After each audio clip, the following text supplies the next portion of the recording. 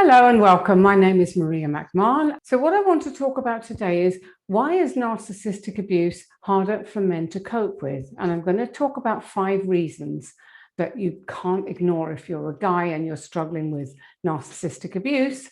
And you might be watching this because you've recently joined my Facebook support group. So welcome if you have. So let's just talk about this and why it is so difficult for guys. So, let's be straight, let's be honest. Narcissistic abuse is impossibly hard on anyone, but it's doubly so for a man caught in the trap. And the question you might be wondering is why? And there are several reasons. Now, one is because typically women garner sympathy much more easily than men. Typically women have been thought of as the weaker sex. But the truth is, women can be a lot more cunning and manipulative and vile than you would ever imagine, okay? Now, they can very, very quickly switch roles to playing the victim, to be tearful, to be upset, and they can do it in the blink of an eye. And nobody but you, their source of narcissistic supply, really knows the truth. So I'm going to cover with you today 5 key things that you really need to be aware of if you've been dealing with a narcissist and you're wondering why you got involved with one and how you're going to get over it, and just basically trying to understand it. So the first thing to understand is that female narcissists are skillful liars. And they are able to lie very, very skillfully and make themselves look hard done by, or make them really look like they're victims. And they'll twist everything that you say or do to make it look like you're the villain, and everyone will fall for it because the narcissistic woman is so good at it. And because in so many cases, she's a woman. She's more likely to be believed. And it's horribly unfair, horribly unfair. What happens is you're left reeling. They've lied, but you can't prove it. And the web of lies that they spin leaves you feeling like you're going out of your mind. And that's exactly how they want you to feel, because they enjoy this power over you. Now, another reason why it's harder for men to cope with narcissistic abuse is, again, it comes back to the societal constructs and societal roles, and that's that men are the tough ones, or men are supposed to be tough. So it's both difficult and incredibly demeaning to your self-esteem to have to admit that you're being, or you have been, emotionally and psychologically and often physically abused by a woman. Now, this in turn adds to this feeling of isolation that you will often feel when you realize what's going on, because you can't tell anyone, because you fear that you're going to look like a complete fool. And often there's just no one that you can confide in. Now, another reason that they make it difficult is because narcissistic women, they tend to hunt, generous, kind guys. Now, narcissists of both sexes typically seek out a certain kind of victim who they know they can manipulate. So this means that generally, you're a kind, gentle, loving, forgiving type of person. You're the kind of guy any normal woman would love to have in her life, because you have a great capacity for love and you have a giving heart. But unfortunately, this very quickly becomes a stomping ground for this hateful, mentally ill person who's now your narcissistic partner. Now, a third reason is shame. And shame begets shame.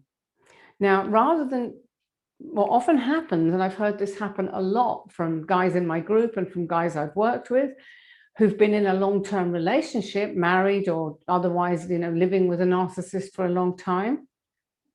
So what happens is, rather than stand up to their partner when she's abusive or unreasonable in public around other people, very often what they'll do is they'll try to defend her, saying things like, oh, she had a terrible childhood, or her ex was really bad to her, or any other excuse that you can think of that helps you to sort of gloss over or downplay what's really going on, because it's simply just too shameful and painfully embarrassing for you to admit the truth.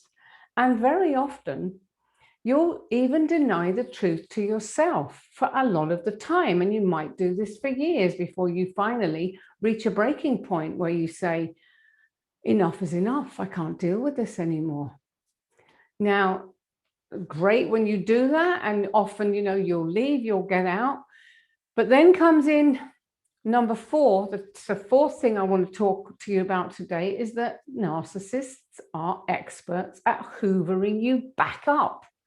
Now, I've lost count of the times that I've heard, guys saying, I've had enough, and they really have had enough, and they break up, but often within a matter of days or even hours, the ex is back texting or calling like crazy.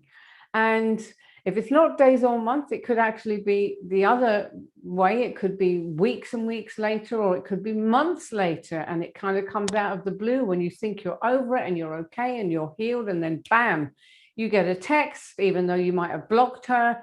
And suddenly you're thrown into a complete frenzy, and she's messaging you, declaring how much she loves you. She can't live without you. She can't stop thinking about you, yada, yada.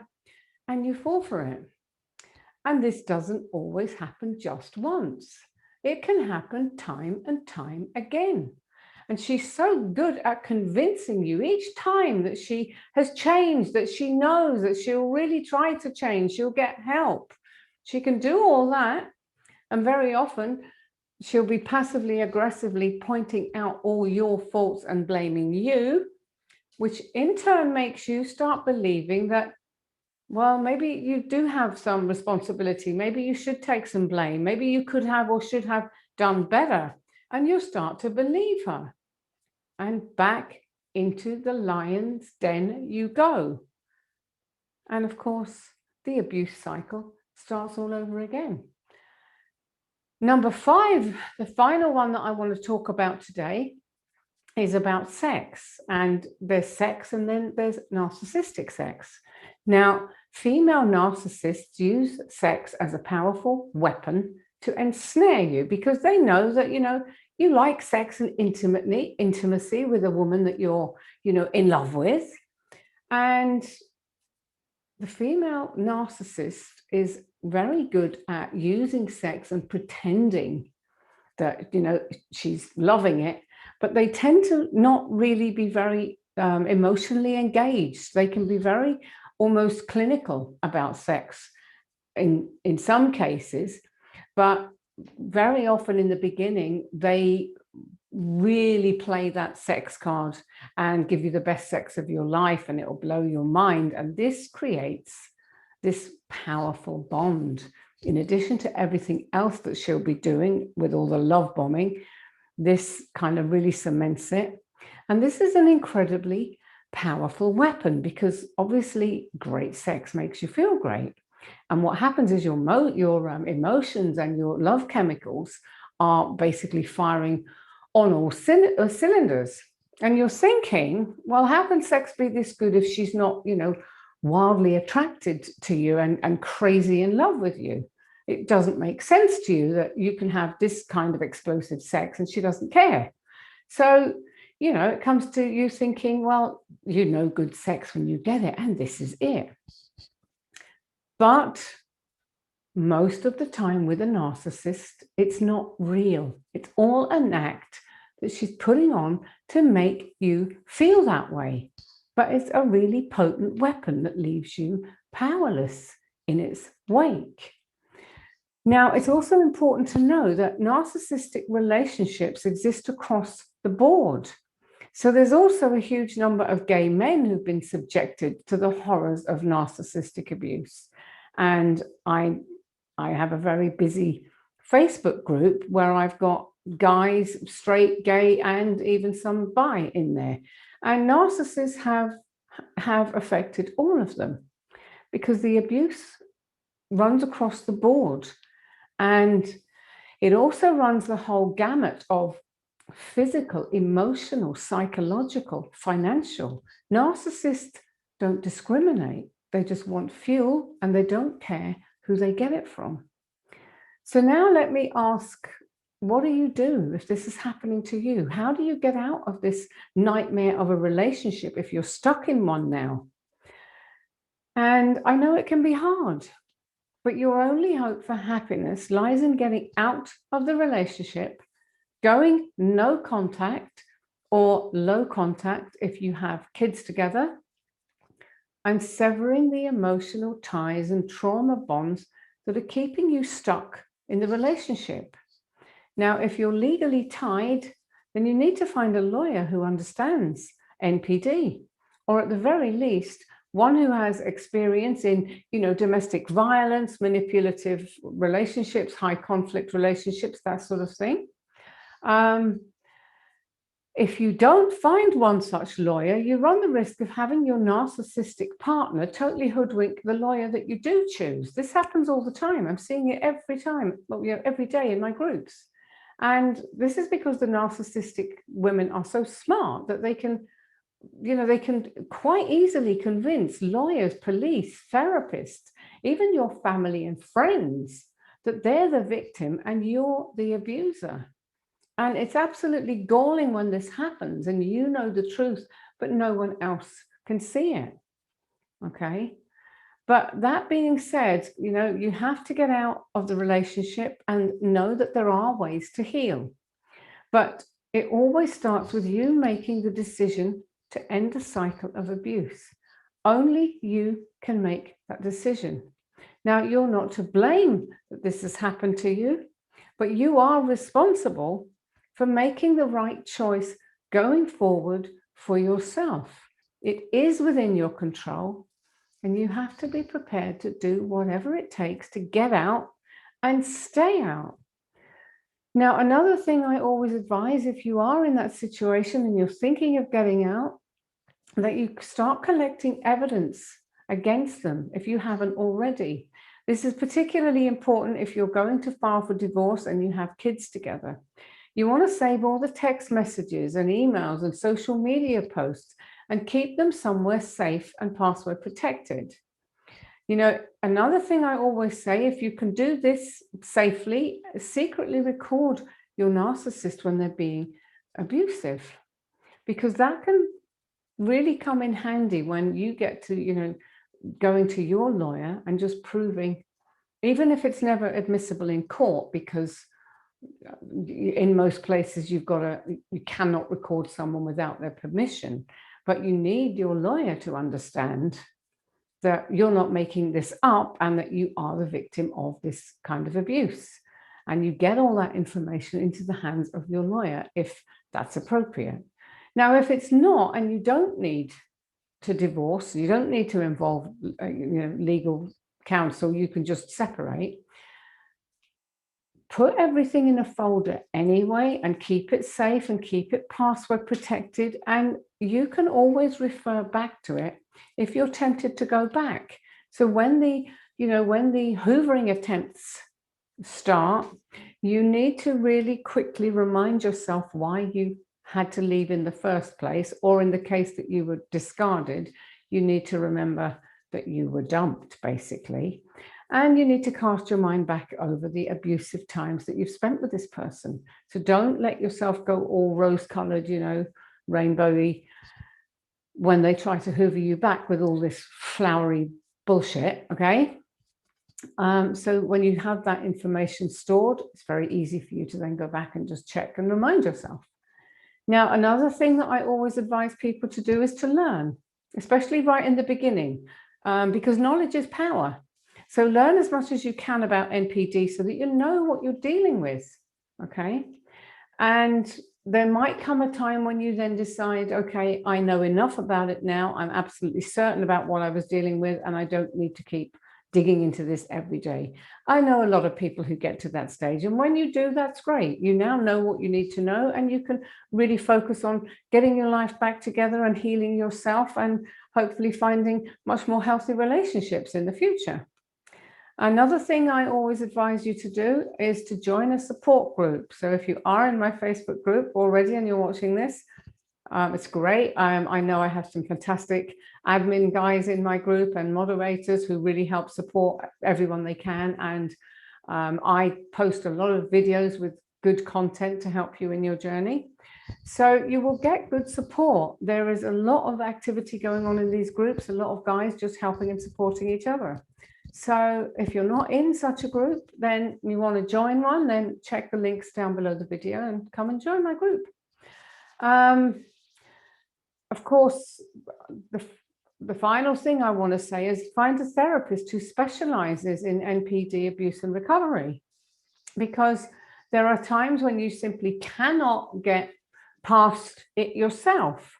So if you work with a therapist who understands the abuse, who can help you understand why you attracted a narcissist, why you quote unquote allowed it to continue, and how you can release that pain and heal your heart and be happy again, then I absolutely urge you to do that.